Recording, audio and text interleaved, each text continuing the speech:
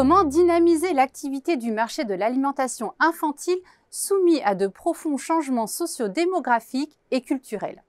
La nouvelle étude de la collection Focus de Xerfi décrypte les stratégies des marques et fabricants d'alimentation infantile pour développer les ventes et tirer parti des aspirations actuelles des parents. Les consultants de Xerfi mettent en particulier en évidence les initiatives des acteurs pour se positionner sur de nouveaux relais de croissance, alors que les naissances sont tombées à 663 000 en 2024, soit le niveau le plus bas depuis 1945.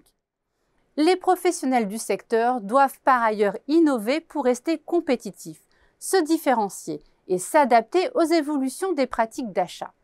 Ces dernières s'inscrivent dans un contexte marqué par l'essor de la vente directe, l'influence des communautés de parents sur les réseaux sociaux, mais aussi par une préférence des consommateurs pour les pharmacies comme canal de distribution, au détriment des grandes surfaces. Surtout, les jeunes parents privilégient de plus en plus des aliments respectueux de l'environnement et d'origine française. En parallèle, les marques qui souhaitent maintenir, voire renforcer leur présence à l'international, doivent rechercher de nouveaux débouchés alors que le marché chinois, longtemps perçu comme un Eldorado, est désormais en berne. Dès lors, quelle stratégie les industriels adoptent-ils pour conquérir de nouveaux pays étrangers? Quelles innovations se révèlent pertinentes pour dynamiser les ventes des marques, fabricants et distributeurs? Et comment évoluera le marché d'ici 2027? Dans cette nouvelle étude, les experts de Xerfi ont décrypté les différentes stratégies déployées par les marques et les fabricants d'alimentation infantile. Ces derniers misent tout d'abord sur la conquête de marchés étrangers. Des accords de distribution et de production sous marque blanche sont conclus en ce sens, à l'image du partenariat noué entre Nutribio, filiale de Sodial, et le danois Arla Foods. En parallèle, les nouvelles tendances alimentaires sont de plus en plus prises en compte.